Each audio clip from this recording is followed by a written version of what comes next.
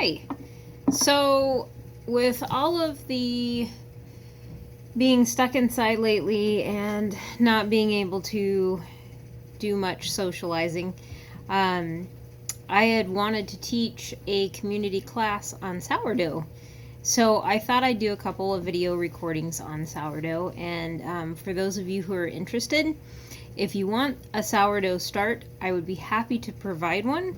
I can drop it off like on your front porch or in your mailbox. Just message me on Facebook and I'd be happy to do that.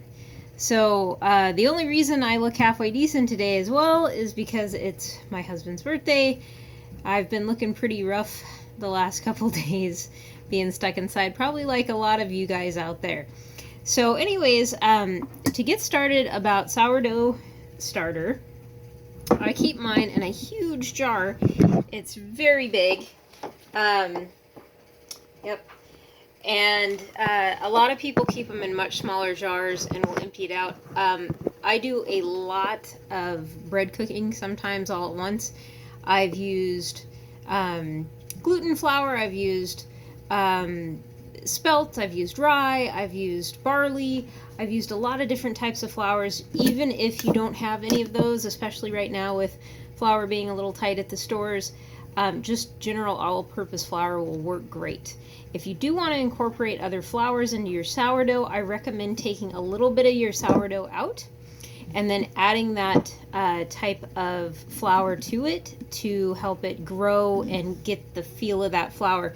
I was really struggling with developing my rye bread and getting it to rise, and what I did was I took some of that starter out and fed it with rye flour, and when I did that, it actually really helped my bread rise. So that's one idea. Anywho, this first video is just going to kind of be on how to feed your starter and what it should look like. So I'm going to let you guys take a look. It smells amazing if you like the smell of sourdough. Nice and sour. So if you can see all the little bubbles in there, that's the natural development of gluten and how it ferments and pops. And when you see those bubbles, you know you're doing something right. So the other thing I'll point out real quick is if you can see the side, you can also see the air pockets down in there. Now this has a really specific look to it, and I'll show you real quick what that look, sorry I don't got a great setup yet, what that look is supposed to look like when you pull your sourdough out or pour it into your bowl to mix up. So if you can kind of see in there, it's got a kind of gloopy, glutinous, it's not runny. You don't want runny starter. You can see the strands of gluten developing within there. That's exactly what you're looking for. So if you've just started this process, I feed mine every single day.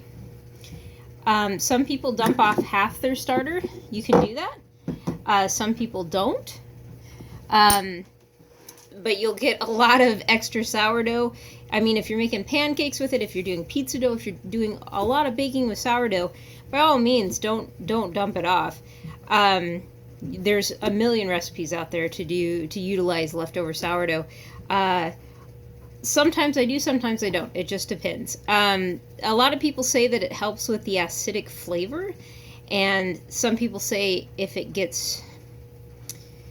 if you don't feed it properly, it kind of gets an acetone smell like fingernail polish, and that's true, it does. When it's hungry, it smells acetone-y. I would just say at that point, feed it, dump a little bit off definitely if it gets to that point, because that it doesn't develop as well if it's extra hungry like that. So dump a little bit off, get rid of some of that not so great flavor, and then feed it.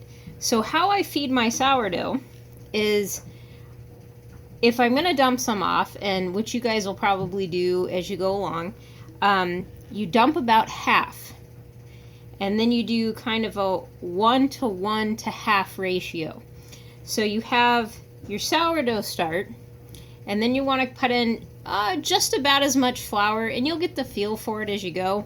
So put in just about as much flour, maybe a little bit less as what you have for sourdough start. And then you add a pretty warm water, like 90 to 100 degrees.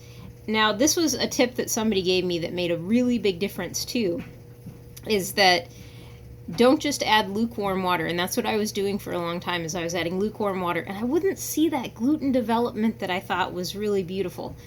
So I started upping the temperature, and I got a better gluten development. So you have your starter amount, you add just about as much of flour as there is starter, and then you add about half as much water as you did flour.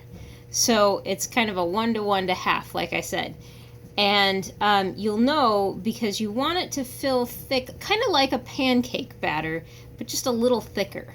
So you want it to fill thick, but you don't want it to feel doughy, and you definitely don't want it runny. So it's that consistency I was kind of holding up, that gloopy consistency is right about what you're looking for.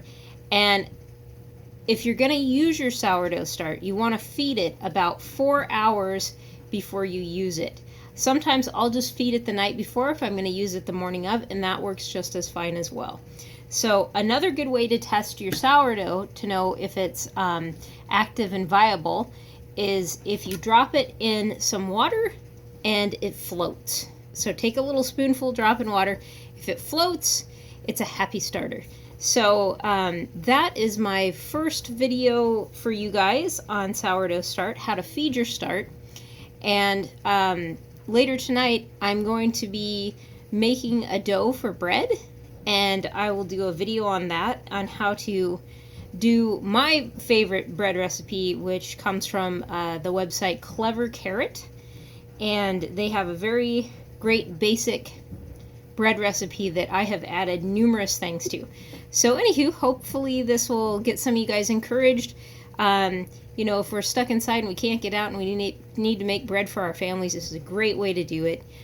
Sourdough is healthy, it's good for you, it doesn't involve any yeast, and in my opinion, it just tastes better. So anywho, enjoy, and I'll see you guys soon.